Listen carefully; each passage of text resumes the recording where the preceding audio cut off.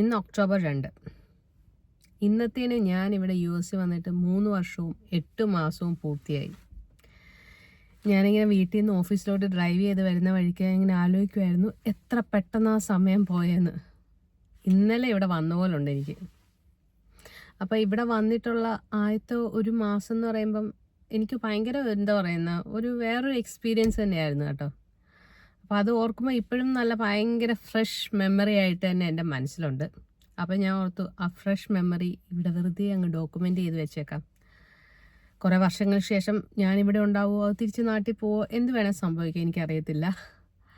അപ്പോൾ ഇതിവിടെ ഇരിക്കട്ടെ. ഞാൻ ആദ്യമേ ഇവിടെ വന്നപ്പോൾ ഉള്ള ആ ഒരു 1-2 ആഴ്ചത്തെ എൻ്റെ കുറച്ച് എക്സ്പീരിയൻസുകളും എനിക്ക് എങ്ങനെ ഫീൽ ചെയ്തതെന്നുള്ളതൊക്കെ ഞാൻ പറഞ്ഞ പോലെ ഒരു കോവിഡ് സമയമല്ല, ആ കോവിഡിൻ്റെ പീക്ക് സമയം കഴിഞ്ഞിട്ട് ലോക്ക്ഡൗൺ ഒക്കെ പതുക്കെ കുറഞ്ഞു തുടങ്ങിയല്ലോ.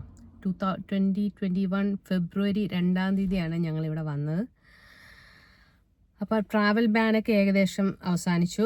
എങ്കിലും എല്ലാ ഫ്ലൈറ്റ്സും ഒന്നും അന്ന് പോകുന്നുണ്ടായിരുന്നില്ല. എയർ ഇന്ത്യയുടെ ഫ്ലൈറ്റ് മാത്രമേ ഓപ്പൺ ഉണ്ടായിരുന്നുള്ളൂ. എയർ ബബിൾ എന്തോ ഒരു സംഭവം ഉണ്ടായിരുന്നു, എൻ്റെ പേര് ഞാൻ മറന്നുപോയി. അപ്പോൾ എയർ ഇന്ത്യയുടെ ഒരു സർവീസ് മാത്രമേ ഇങ്ങോട്ട് ഉണ്ടായിരുന്നുള്ളൂ ആ സമയത്താണ് ഞാൻ ഇവിടെ വരുന്നത്. ഞങ്ങൾ ഫസ്റ്റ് വരുന്നത് ഷിക്കാഗോയിലാണ്. ഷിക്കാഗോ ഇൻ്റർനാഷണൽ എയർപോർട്ടിൽ അന്നൊരു ദിവസം രാവിലെ വെളുപ്പിന് 2 മണിയോ 3 മണിയോ ആ ഒരു സമയത്ത് എന്തോ ആണ് ഞങ്ങൾ എയർപോർട്ടിൽ വരുന്നത് കേട്ടോ. അപ്പം അന്നും എനിക്ക് ഈ വ്ളോഗിങ് പരിപാടിയുണ്ട്. വ്ളോഗിങ് പരിപാടി എന്ന് പറയുമ്പോൾ കുഞ്ഞു വ്ളോഗ്സ്. ഈ യൂട്യൂബ് ചാനൽ അല്ലാണ്ട് എനിക്ക് വേറൊരു യൂട്യൂബ് ചാനലുണ്ടായിരുന്നു, ഒരു കുഞ്ഞു ചാനൽ. ഇതും കുഞ്ഞു ചാനൽ തന്നെ, എങ്കിലും അതിലും കുഞ്ഞു ചാനൽ. അപ്പോൾ അതിലായിരുന്നു ഞാൻ നാട്ടിൽ നിന്ന് ഇവിടം വരെ വന്നതിൻ്റെ ഒരു കുട്ടി വ്ളോഗൊക്കെ ഞാൻ ചെയ്തിട്ടുണ്ടായിരുന്നു. അപ്പോൾ ഞാൻ ഇപ്പോഴും ഓർക്കുന്നുണ്ട്, ഞാൻ ഈ ഷിക്കാഗോയിലെ എയർപോർട്ടിൽ വന്നിറങ്ങിയപ്പം ഭയങ്കര എക്സൈറ്റ്മെൻറ്റിൽ ഞാനിങ്ങനെ വ്ളോഗിൽ പറയുവാണ്.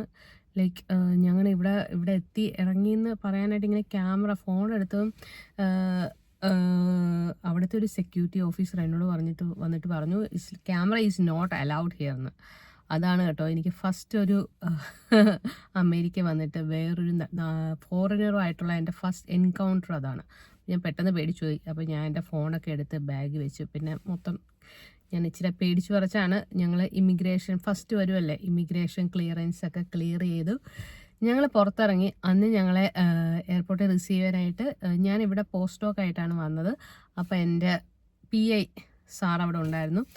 അപ്പം ഷിക്കാഗോയിൽ നിന്ന് എനിക്ക് പോകേണ്ടിയിരുന്നത് എൻ്റെ യൂണിവേഴ്സിറ്റി, എനിക്ക് പോസ്റ്റ് ഡോക്കിന് അഡ്മിഷൻ കിട്ടിയത് Case Western Reserve University in Cleveland ഒഹായോയിലോട്ടാണ്. അപ്പോൾ ഷിക്കാഗോയിൽ നിന്ന് 6.5 മണിക്കൂർ ഡ്രൈവ് ഉണ്ട് കേട്ടോ കാറിൽ. അപ്പോൾ ഈ ഡ്രൈവൊക്കെ ഞാനിങ്ങനെ നാട്ടിൽ നിന്ന് തന്നെ ഇങ്ങനെ അമേരിക്കയിൽ ഇങ്ങനെ റോഡിൽ കൂടെ ഇങ്ങനെ പോകുന്നതെന്നൊക്കെ ഉള്ളത് എനിക്ക് ഭയങ്കര ഒരു എക്സൈറ്റിംഗ് ആയിട്ട് ഞാൻ കണ്ടൊരു കാര്യമായിരുന്നു. അങ്ങനെ ഞാൻ കാറിൽ കയറി. പക്ഷെ രാത്രിയായല്ലോ. അപ്പം എനിക്കറിയത്തില്ല, എൻ്റെ മനസ്സിലുള്ള ഒരു വിചാരം എങ്ങനെയാണെന്ന് വെച്ചാൽ അമേരിക്ക വേറെ എന്തോ ഒക്കെ സംഭവം. നിങ്ങൾ പുറത്ത് നോക്കുമ്പോൾ എനിക്കറിയത്തില്ല. പക്ഷേ രാത്രി ആയതുകൊണ്ട് പ്രത്യേകിച്ച് ഞാനൊന്നും കണ്ടൊന്നുമില്ല. ഞാൻ അപ്പുറത്ത് റോഡ് സൈഡിലൊക്കെ നോക്കുമ്പോൾ കുറേ ഇങ്ങനെ എന്താ പറയുക, നമ്മുടെ നാട്ടിലെ പാടങ്ങൾ പോലെ കുറേ ഇങ്ങനെ സ്ഥലങ്ങൾ, അന്തമില്ലാത്ത കുറേ സ്ഥലങ്ങൾ മാത്രം കാണാം. അപ്പം ഞാൻ ഓർത്ത് ഇത് വേറെ കാഴ്ചകളൊന്നും ഇവിടെ കാണാനില്ല എന്നൊക്കെ വിചാരിച്ച് ഞാനിങ്ങനെ പൊക്കോണ്ടിരിക്കുകയാണ്. അപ്പോൾ റോഡിൻ്റെ സൈഡിലൊക്കെ ഇങ്ങനെ സൈൻ ബോർഡ് വെച്ചിട്ടുണ്ട്, എന്ന് വെച്ചാൽ ഡിയർ ക്രോസിങ് ഉണ്ടാവും, രാത്രി ഡ്രൈവ് ചെയ്യുമ്പോൾ സൂക്ഷിക്കണം എന്നൊക്കെ പറഞ്ഞിട്ട്. അപ്പോൾ ഡിയർ ക്രോസിങ് എന്ന് പറയുമ്പോൾ ഞാനിങ്ങനെ ഭയങ്കര അതിശയത്തിൽ മാൻ ഇതുവഴി പോവോ, ഒരു മാൻ ഇതുവഴി പോയാൽ മതിയായിരുന്നു എന്നൊക്കെ ഞാനിങ്ങനെ കാറിൽ ഇരുന്ന് പറയുകയാണ്. അപ്പോഴാണ് എൻ്റെ സാറ് പറയുന്നത്, അയ്യോ അങ്ങനെയൊന്നും പറയരുത്, മാനൊക്കെ നമ്മുടെ കാറിനെ വട്ടം ചാടിയാൽ അത് ഭയങ്കര പ്രശ്നമാവും. നമ്മളൊന്നാമത് ഇവിടെ ഹൈവേയിലൊക്കെ വണ്ടി ഭയങ്കര സ്പീഡിലല്ലോ പോകുന്നത്, ലൈക്ക് സൂപ്പർ സ്പീഡിലാണ്, ഒരു കാർ റേസൊക്കെ നടത്തുന്ന സ്പീഡിലാണ് വണ്ടി പോയിക്കൊണ്ടിരിക്കുന്നത്. അപ്പം മാനൊക്കെ വട്ടം ചാടുവാണെങ്കിൽ അത് പണിയാവും, അങ്ങനെയൊന്നും ആഗ്രഹിക്കരുതെന്നൊക്കെ പറഞ്ഞു. അപ്പോൾ പിന്നെ ഞാൻ ആഗ്രഹം പിൻവലിച്ചു. അത് ഞങ്ങളൊരു 6 മണിക്കൂറിലൊരു പകുതി ഡ്രൈവ് കഴിഞ്ഞപ്പോൾ, ഒരു 3 മണിക്കൂറൊക്കെ കഴിഞ്ഞപ്പോഴത്തേനും ഞങ്ങളൊരു എന്താ പറയുന്ന ഒരു റെസ്റ്റിംഗ് പ്ലേസിൽ, ഇവിടെ ഇങ്ങനെ കുറേ ട്രാവൽ പ്ലാസാസ് ഉണ്ട്, അവിടെ കോഫി കുടിക്കാനായിട്ട് കയറി. അതാണ് എൻ്റെ ഫസ്റ്റ് ഞാനിവിടെ ഒരു എന്താ പറയുക റെസ്റ്റോറൻറ്റിലോ അല്ലെങ്കിൽ ഒരു കഫേയിലോ ഒക്കെ പോയി കോഫി കുടിക്കുന്ന എൻ്റെ ഫസ്റ്റ് എക്സ്പീരിയൻസ്. അത് ഞാനിങ്ങനെ ഭയങ്കര എക്സൈറ്റഡ് ആയിട്ടാണ് കാണുന്നത്. ഇവിടുത്തെ എങ്ങനെയായിരിക്കും, ഇവിടുത്തെ കടകളൊക്കെ എങ്ങനെയായിരിക്കും, ഇവിടുത്തെ കോഫി എങ്ങനെയായിരിക്കും കിട്ടുന്നത് എങ്ങനെ. അപ്പം ഞാനിങ്ങനെ ഭയങ്കര കൗതുകത്തോടെ സാറ് ഇങ്ങനെ കോഫി മേടിക്കുന്നത് അപ്പോൾ ഒക്കെ നോക്കുവാണ്. അപ്പം ആ കോഫി തരുന്ന ആൾ ചോദിച്ചു, ചെറിയ കപ്പിലെ കോഫി വേണോ, വലിയ കപ്പിലെ വേണോ, മീഡിയം കപ്പിലെ വേണോ. അപ്പം ഞാൻ ഒട്ടും കുറച്ചില്ല, ഞാൻ പറഞ്ഞു എനിക്ക് വലിയ കപ്പിലെ കോഫി തന്നെ വേണമെന്ന്. അങ്ങനെ വലിയൊരു കപ്പിൽ കോഫിയൊക്കെ മേടിച്ചിട്ട് ഞാൻ ഭയങ്കര ആർത്തിയോടെ ഒരു സിപ്പ് എടുത്ത് നോക്കിയപ്പോൾ ഭയങ്കര കയ്പ്പ്. അപ്പോൾ എനിക്ക് മനസ്സിലായി ഇവിടുത്തെ കാപ്പി എന്താ ഇങ്ങനെ. അപ്പോൾ എനിക്ക് അന്ന് ഞാൻ ഇതിന് മുന്നേ ഒരു വ്ളോഗിൽ പറഞ്ഞിട്ടുണ്ട്, നമ്മൾ മധുരം വേണമെങ്കിൽ മധുരവും പാലും ഒക്കെ വേണമെന്നുണ്ടെങ്കിൽ വേറെ എക്സ്ട്രാ പറയണം. ഞാൻ ഒന്നും പറയാൻ നിന്നില്ല. ഞാൻ ഓക്കെ, ഞാനിങ്ങനെ എല്ലാം പെട്ടെന്ന് അതെ അങ്ങനെ ആയിക്കോട്ടെ, അങ്ങനെ ആയിരിക്കും എന്നൊക്കെ അഡ്ജസ്റ്റ് ചെയ്യുന്ന രീതിയിൽ ഞാൻ ഇഷ്ടപ്പെട്ടെന്നുള്ള രീതിയിൽ അത് മേടിച്ചുകൊണ്ട് അങ്ങ് പോയി. പുറത്തോട്ട് ഇറങ്ങിയപ്പം എന്താണെന്ന് വെച്ചാൽ ഞങ്ങൾ വന്ന ഒരു ഫെബ്രുവരി സമയമാണ്. ഫുള്ള് മഞ്ഞുള്ള സമയം. റോഡിലൊക്കെ ഇങ്ങനെ മൊത്തം മഞ്ഞാണ്. അപ്പം ഞാനിങ്ങനെ കാറിൽ വരുമ്പോഴേ ഇങ്ങനെ മഞ്ഞ് വീണ് കിടക്കുന്നത് ശ്രദ്ധിച്ചിട്ടുണ്ട്. അപ്പോൾ എനിക്ക് ഭയങ്കര ആഗ്രഹം ഈ മഞ്ഞിലോട്ടൊന്ന് ഇറങ്ങണമെന്നുള്ളത്. അപ്പം ഞാൻ വിപിനോട് സാറിനോട് പറഞ്ഞു, ഒരു മിനിറ്റ് മഞ്ഞിലൊന്ന് പൊക്കോട്ടെ എന്ന് പറഞ്ഞിട്ട് ഞാൻ മഞ്ഞിലൊരു 5 മിനിറ്റ് ഇറങ്ങി 1-2 വീഡിയോസൊക്കെ എടുത്തു. ഞാൻ പറഞ്ഞില്ലേ അന്നത്തെ എൻ്റെ വ്ളോഗ് ഉണ്ടായിരുന്നത്, കുട്ടി വ്ളോഗ്, അതിലോട്ട് കുറച്ച് വീഡിയോസൊക്കെ എടുത്തു. അതാണ് എൻ്റെ ഫസ്റ്റ് സ്നോ എക്സ്പീരിയൻസ്. അത് കഴിഞ്ഞ് പിന്നെയും ഞങ്ങളിങ്ങനെ ഡ്രൈവ് കണ്ടിന്യൂ ചെയ്തു. ഞാൻ പറഞ്ഞ പോലെ 2 മണിക്കല്ലെന്ന് തോന്നുന്നു ഞങ്ങളന്ന് വന്ന് ഇറങ്ങിയത്. എനിക്കൊന്ന് 12 മണി ആ ഒരു സമയത്തെന്തോ ആണ്. എന്തായാലും ഞങ്ങൾ ഡ്രൈവ് കണ്ടിന്യൂ ചെയ്തു. രാത്രി നേരം വെളുക്കുന്നതിന് മുന്നേ ആയിട്ട് ഞങ്ങൾ ഞങ്ങളുടെ അപ്പാർട്ട്മെൻറ്റിലെത്തി. അപ്പോൾ ഈ അപ്പാർട്ട്മെൻ്റ് എന്ന് പറയുന്നതും ഞാനിങ്ങനെ ഒത്തിരി ഇങ്ങനെ ആഗ്രഹിച്ച് എങ്ങനെ ആയിരിക്കും. നമ്മൾ അമേരിക്കയിലെ വീടുകളും ഒക്കെ ഇംഗ്ലീഷ് സിനിമകളിലല്ലേ കണ്ടിട്ടുള്ളൂ. അപ്പോൾ ഇംഗ്ലീഷ് സിനിമകളിൽ എസ്പെഷ്യലി ഇങ്ങനെ ഫാമിലി മൂവീസ് അവരുടെ വീട് കാണിക്കുന്നതും അല്ലെങ്കിൽ അവരുടെ കിച്ചണൊക്കെ കാണിക്കുന്ന സിനിമകളൊക്കെ ഭയങ്കര എനിക്കിഷ്ടമാണ്. അപ്പോൾ ഞാൻ അങ്ങനത്തെ സിനിമകളിലെ വീടൊക്കെ ഇങ്ങനെ എൻ്റെ സ്വപ്നത്തിലുണ്ട്. അങ്ങനത്തെ വീട്, ഞങ്ങളുടെ വീടല്ല അപ്പാർട്ട്മെൻ്റ് എങ്കിലും ഞാൻ അങ്ങനെയൊക്കെ ഒരു ചിന്തയിലാണ്. അപ്പാർട്ട്മെൻറ്റ് കാണാനായിട്ട് ഭയങ്കര എക്സൈറ്റഡ് ആയിരുന്നു. അങ്ങനെ ഞങ്ങളുടെ അപ്പാർട്ട്മെൻറ്റ് വന്നു. അന്ന് ഞങ്ങളെടുത്ത ഒരു പഴയ അപ്പാർട്ട്മെൻറ്റാണ്. ഞങ്ങൾ നാട്ടിൽ നിന്ന് തന്നെ ഇങ്ങനെ ഓൺലൈനായിട്ട് ബുക്ക് ചെയ്തൊരു അപ്പാർട്ട്മെൻറ്റ്. ആ അപ്പാർട്ട്മെൻറ്റിലോട്ട് ഞാൻ വന്നു. അതും ഭയങ്കര എന്താ പറയുന്നത്, ഒരു പഴയ എന്താ പറയുന്ന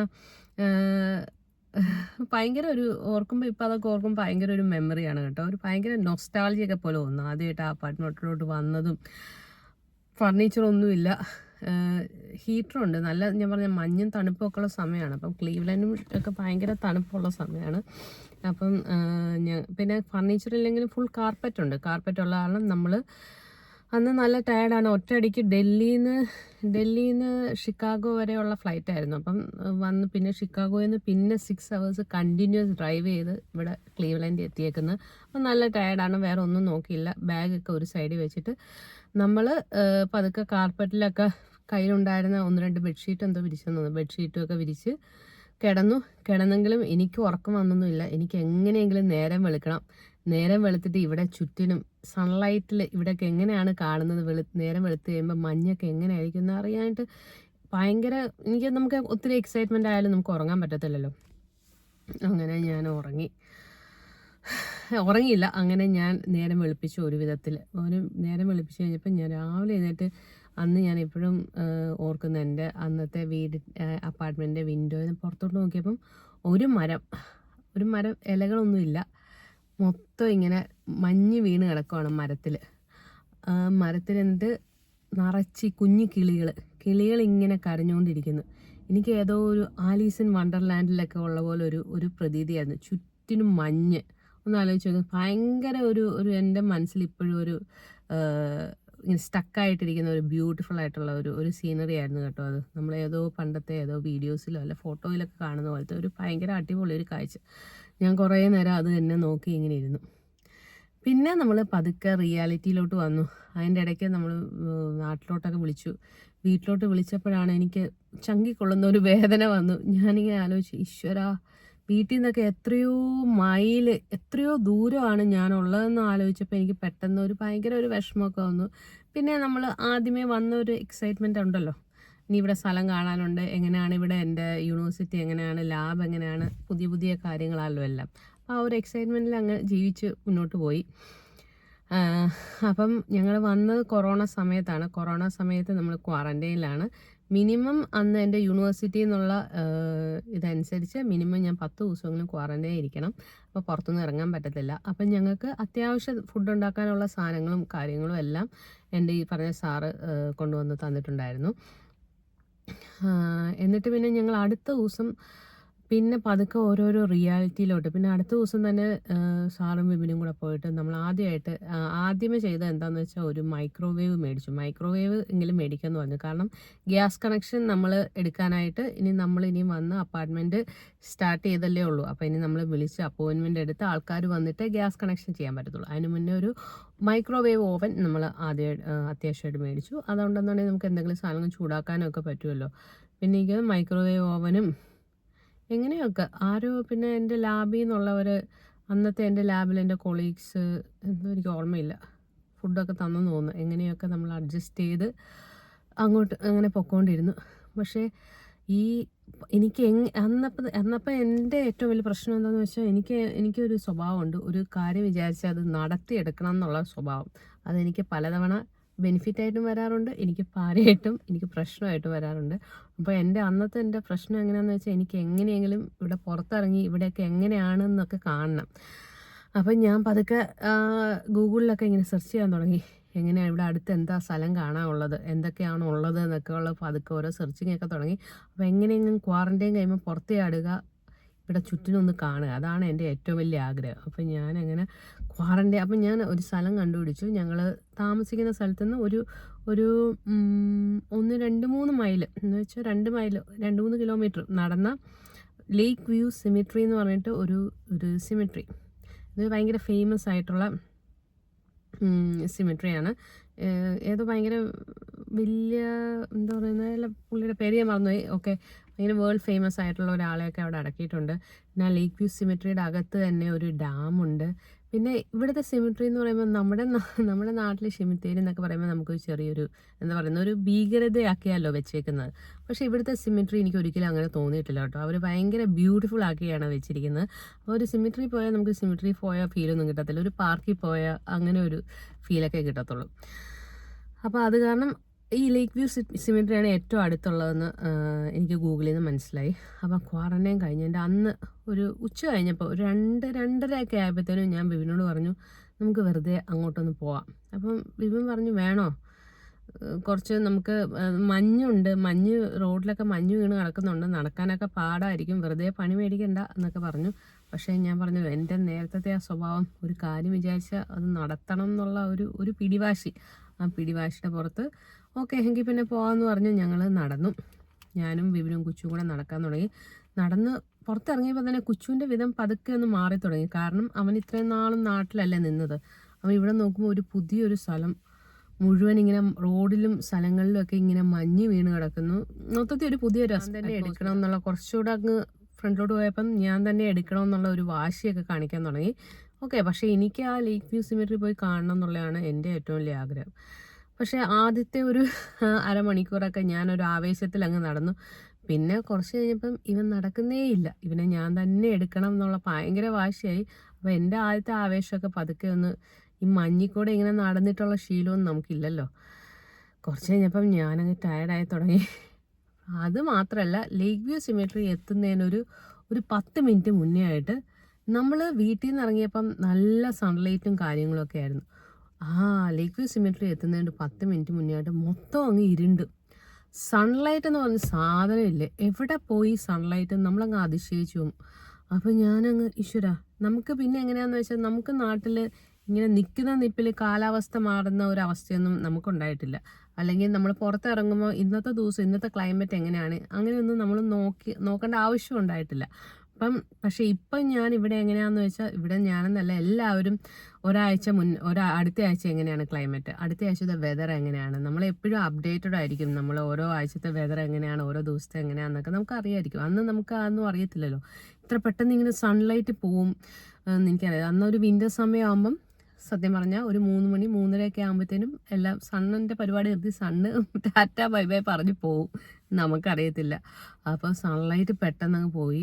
പിന്നെ ലേക്ക് വ്യൂ സിമിട്രി, ഇനിയിപ്പം ലേക്ക് വ്യൂ സിമിട്രി പോയിട്ട് ഒന്നും വേണ്ട, എങ്ങനെയെങ്കിലും തിരിച്ച് വീട്ടിൽ എത്തിയാൽ മതി എന്ന അവസ്ഥയാണ്. അപ്പം ഞങ്ങൾ ലേക്ക് വ്യൂ സിമെട്രി എനിക്ക് ദൂരെ നിന്ന് കാണാം, പക്ഷെ അവിടെ വരെ എത്താനുള്ള ധൈര്യം ഇനിയില്ല. എങ്ങനെയെങ്കിലും തിരിച്ച് ഓക്കെ ഇപ്പം ഇതുവഴി എന്തെങ്കിലും ഒരു വണ്ടി വരും. പെട്ടെന്ന് നാട്ടിലെ ചിന്തയൊക്കെയാണ്, നാട്ടിൽ നിങ്ങൾ വന്നല്ലേ ഉള്ളൂ. നാട്ടിലാണെങ്കിൽ നമുക്ക് ഒന്നിലും ഒരു ഓട്ടോ വരും, അല്ലെങ്കിൽ നമ്മൾ ബസ് വരും, എന്തൊക്കെ ഓപ്ഷനാണ് ഉള്ളത്. അപ്പോൾ ഇപ്പോൾ ഒരു പെട്ടെന്ന് എനിക്ക് അങ്ങനെയൊക്കെ ചിന്ത വന്നു, എന്തെങ്കിലുമൊക്കെ വണ്ടി വരുമായിരിക്കും. ഞാൻ വിപിനോട് പറയാം നമുക്ക് എന്തെങ്കിലും വിപിൻ എന്നോട് എന്ത് വരുന്ന കാര്യം നീ പറയുന്നത്, ഇവിടെ ബസ്സും വരാൻ പോകുന്നില്ല, ഓട്ടോയും വരാൻ പോകുന്നില്ല, ഒന്നും വരാൻ പോകുന്നില്ല. എങ്കിലും ഞാൻ വിപിനോട് പറഞ്ഞു എങ്കിലും ഒന്ന് ബസ്സൊന്ന് നോക്ക്. ബസ് നോക്കിയപ്പോൾ ഇനി അടുത്ത ബസ് ഒരു 3 മണിക്കൂർ കഴിഞ്ഞേ ഉള്ളൂ. അപ്പോൾ എനിക്ക് പെട്ടെന്ന് ഇങ്ങനെ കണ്ണിൽ കൂടെ പൊന്നീച്ചയൊക്കെ പോകുന്നു, ഇങ്ങനെ വെറുതെ പോകുന്ന വണ്ടിക്കൊക്കെ കൈ കാണിക്കാൻ തുടങ്ങി. എനിക്കൊരുമാതിരി വട്ടുപോലായിരുന്നു തോന്നുന്നു. അപ്പം ഞാൻ ഓർത്ത് ഓക്കെ ആരെങ്കിലും ഞാൻ ഈ കൊച്ചിനെയും പിടിച്ച് നടക്കുന്ന കാണുമ്പോൾ ആരെങ്കിലും വണ്ടി നിർത്തും, എന്നെ ഡ്രോപ്പ് ചെയ്യും. അന്നത്തെ എൻ്റെ ഒരു പൊട്ട ബുദ്ധിയിൽ തോന്നിയതാണ് കേട്ടോ. എന്നിട്ട് ഞാനിങ്ങനെ മനസ്സിൽ വിചാരിക്കും ഇവിടെയുള്ള മനുഷ്യരൊക്കെ എന്തൊരു ദുഷ്ട മനുഷ്യരാണ്. ഞാനിങ്ങനെ കൊച്ചുമായിട്ട് കഷ്ടപ്പെട്ട് നടക്കുന്ന കണ്ട് ആരും ഒന്നും വണ്ടി നിർത്തുന്ന പോലെ ഇല്ലല്ലോ എന്നൊക്കെ ഞാൻ ചിന്തിച്ച് വീട്ടിൽ എത്തണം. പിന്നെ ഞാൻ ഒരു വിധത്തിൽ കൊച്ചും കരഞ്ഞു തുടങ്ങി. ഒരു വിധത്തിൽ ഓടിപ്പിടിച്ച് ഞാൻ തിരിച്ച് വീട്ടിൽ എത്തി. അന്ന് എനിക്ക് തോന്നി എങ്ങനെയെങ്കിലും തിരിച്ച് എനിക്ക് എൻ്റെ നാട്ടിൽ പോയാൽ മതി. ഇത് എന്തൊരു സ്ഥലം. ഇങ്ങനെ നമുക്ക് എന്താ പറയുന്ന ഒരു സ്ഥലത്ത് നിന്ന് പെട്ടെന്നൊന്ന് വീട്ടിലെത്തണമെങ്കിൽ ഒരു കാറില്ലാണ്ട് പറ്റത്തില്ല, ഇവിടെ ജീവിക്കാൻ പറ്റത്തില്ലെന്ന് അന്ന് അവിടെ വന്നിറങ്ങി ഒരു 5-6 ദിവസം കഴിഞ്ഞപ്പോൾ തന്നെ ഇന്ന് ആ ഒരു ഇൻസിഡൻറ്റിൽ നിന്ന് എനിക്ക് മനസ്സിലായി നമ്മളൊരു കാറില്ല അവിടെ ഇല്ലെന്നുണ്ടെങ്കിൽ ഒരു വിധത്തിൽ നമുക്ക് മുന്നോട്ട് പോകാൻ പറ്റുന്ന ഒരു അവസ്ഥയല്ലെന്ന് മനസ്സിലായി. അപ്പം അതായിരുന്നു കേട്ടോ എൻ്റെ ആദ്യത്തെ ഒരാഴ്ചത്തെ എക്സ്പീരിയൻസ്. അത് കഴിഞ്ഞ് ഞങ്ങൾ കാറ് മേടിച്ച കാര്യവും പിന്നെ ഇനി അങ്ങോട്ട് കുറേ എക്സ്പീരിയൻസ് ഉണ്ട്. ഇത് കഴിഞ്ഞിട്ട് കുറച്ച് ബിവിനെ പെട്ടെന്ന് നാട്ടിൽ പോകേണ്ടി വന്നു. അത് കഴിഞ്ഞ് ഞാനും കൊച്ചും തമ്മിലുള്ള കുറേ കളികളൊക്കെ ഞാൻ അടുത്തൊരു വീഡിയോയിൽ പറയാം. ഇതൊക്കെ ഇവിടെ ഇരിക്കട്ടെ, എൻ്റെ കുറേ ഓർമ്മകളാണ്. ഇന്നിപ്പം ഇവിടെ ഞാൻ വന്നിട്ട് ഇപ്പം 4 വർഷം ആവുന്നല്ലോ. ഇതൊക്കെ എനിക്കിപ്പം ഇവിടെ ഒക്കെ എന്താ പറയുന്നത്, it's like normal for me, nothing new. പക്ഷെ അന്ന് അതൊക്കെ ഭയങ്കര ഒരു അനുഭവം തന്നെയായിരുന്നു കേട്ടോ. പെട്ടെന്ന് 3 വർഷമോ 8 മാസമോ ആയല്ലോ എന്ന് ആലോചിച്ചപ്പോൾ ഞാൻ പെട്ടെന്ന് പഴയ വന്ന കാര്യങ്ങളൊക്കെ ഓർത്ത് പെട്ടെന്നൊരു വീഡിയോ എടുത്തതാണ്. നിങ്ങൾക്ക് ഇതുകൊണ്ട് പ്രത്യേകിച്ച് ഗുണമൊന്നുമില്ല, എനിക്ക് തന്നെ ഓർത്തിരിക്കാൻ വേണ്ടിയിട്ട്. അപ്പം ശരി, ഞാൻ ഇനി ഓഫീസിലോട്ട് പോട്ടെ. See you all with another video. Bye by.